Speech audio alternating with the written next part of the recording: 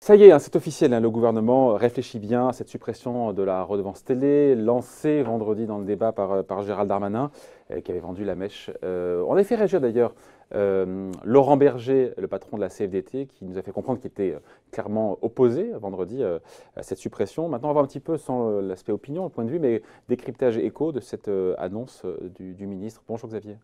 Bonjour David. Xavier Timbaud, donc, économiste et directeur principal de l'OFCE. Juste, encore une fois, on n'est pas dans le point de vue là, mais quand on prend d'un point de vue économique, hein, les arguments du ministre, quand il nous dit, voilà, l'impôt est injuste. Si on les prend un par un, les arguments, c'est un impôt qui est injuste ou pas, la redevance télé? Parce qu'il n'est pas progressif, ça n'a autre sens. Hein. Alors, la redevance télé, vous le savez, n'est pas un impôt. C'est une taxe, enfin une taxe qui... Non, c'est pas une taxe non plus. Alors c'est une contribution. C'est une redevance. Une redevance, d'accord. Alors, c'est quoi la différence entre un impôt et une redevance?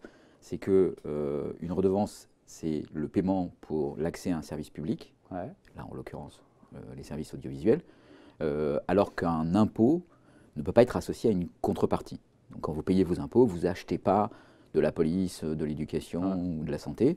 Achète un panier. Vous contribuez Un panier. à hauteur de votre capacité contributive, donc ce qui ouvre la possibilité de la progressivité. Alors que quand c'est une redevance, vous achetez un service. Impôt injuste ou pas alors? Et donc vous payez Même un si- service. Et alors justement, sur la question de la justice, puisque vous achetez un service et que, en gros, ceux qui ont un téléviseur sont supposés accéder au même service, qu'ils soient riches ou pauvres, la logique, dans ce cas-là, elle est que vous payez le même prix que vous soyez riche ou pauvre. Quand vous allez dans un restaurant, on ne vous demande pas votre revenu fiscal pour déterminer votre barème. L'argument ne tient pas la route à partir du moment où on accepte que le service de l'audiovisuel public est financé par la redevance, par une redevance. On pourrait dire, on va mettre fin à ce principe de l'usager payeur. Bon, pourquoi on met fin à ce principe? Parce qu'en fait, la mission de l'audiovisuel public n'est pas la délivrance d'un service au même titre que celui d'une chaîne cryptée et payante. Enfin, je veux dire, c'est pas Being Sport pour le service public. Donc à ce moment-là, ça dépasse le cadre de la fourniture d'un service. C'est l'animation d'un secteur, de la culture, la production de documentaires, d'éléments qu'on retrouve ensuite sur Internet, sans qu'ils soient associés à une logique de flux et de services.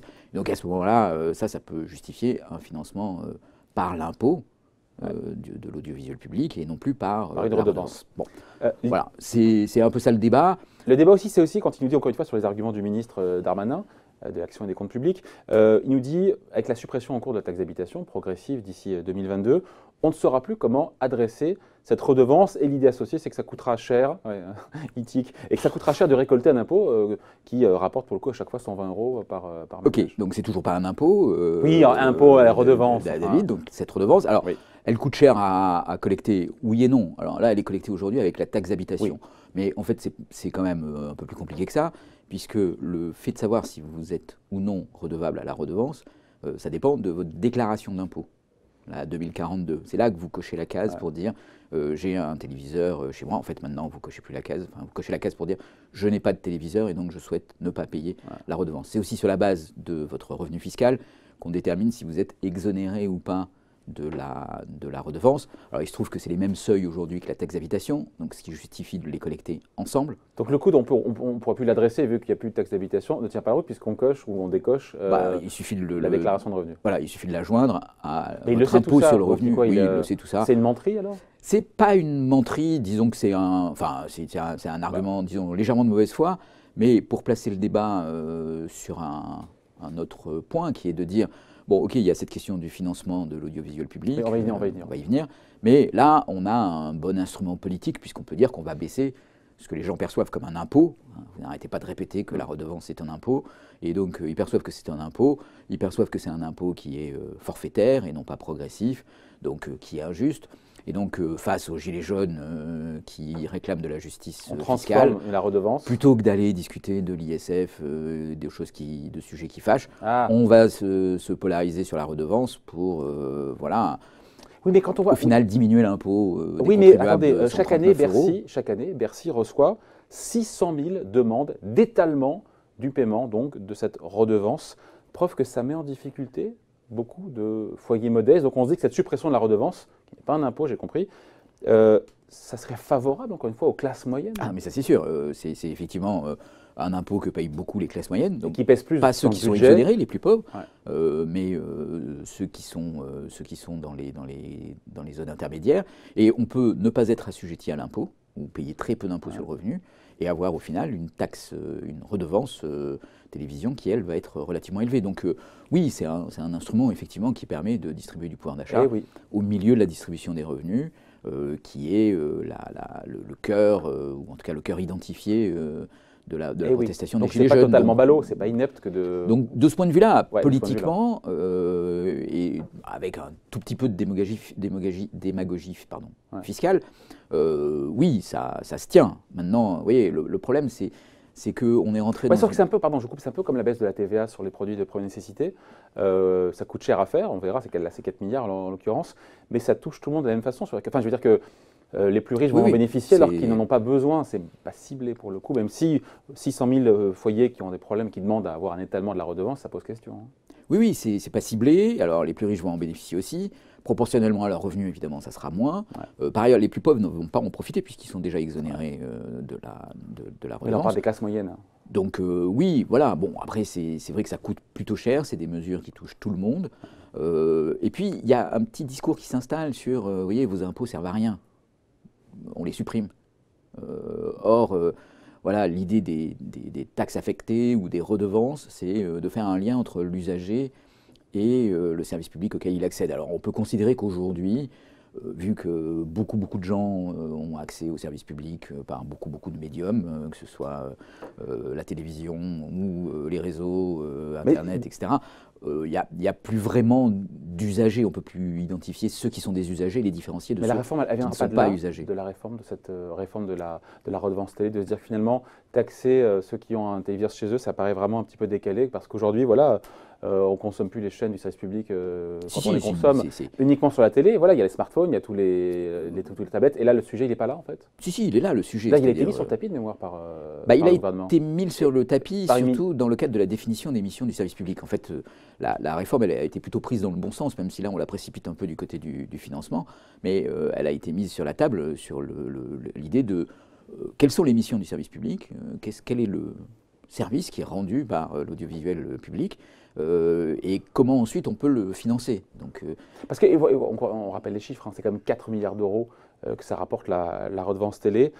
Pour l'instant, c'est évidemment tout ça est très flou. Comment est-ce que le gouvernement finance ça?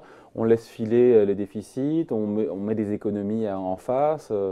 Pour l'instant, c'est le flou. Hein. C'est probablement, et en tout cas c'est aussi là-dessus. C'est populaire, si on faisait un sondage là-dessus, je suis sûr que 80% des Français, ils seraient favorables. Ah bah oui, ils sont tous très favorables à cette suppression. Donc, mais la polémique, elle vient de... Mais alors du coup, qu'est-ce que ça veut dire pour le service public si on supprime ce financement? C'est-à-dire, ces 4 milliards aujourd'hui, ils financent les radios publiques, la télévision publique. La chaîne de France Télévisions. Donc, qu'est-ce que ça veut dire? Est-ce que ça veut dire que si on supprime les 4 milliards, on réduit de moitié les budgets de l'audiovisuel public, parce qu'on redéfinit les missions, mais on les restreint aussi beaucoup?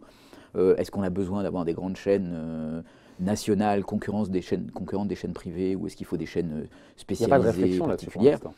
Il y a des réflexions, mais... on parle de supprimer France 4, hein, c'est pas... disons que la montagne risque d'accoucher d'une souris en la matière, parce qu'il y a un certain nombre d'inerties, et que, au fond, faire ce genre de réforme, ça demande quand même de prendre les choses très en amont, et généralement avec beaucoup de temps pour arriver à les faire fonctionner. Et coupler, c'est la réforme de l'audiovisuel public à cette idée de suppression de la redevance. Et c'est là où si on le couple, l'un semble penser avant l'autre. Enfin, si on les découple, c'est-à-dire si on fait la réforme du financement sans faire la réforme de l'audiovisuel, on va être obligé de trouver un financement pour l'audiovisuel tel qu'il est aujourd'hui.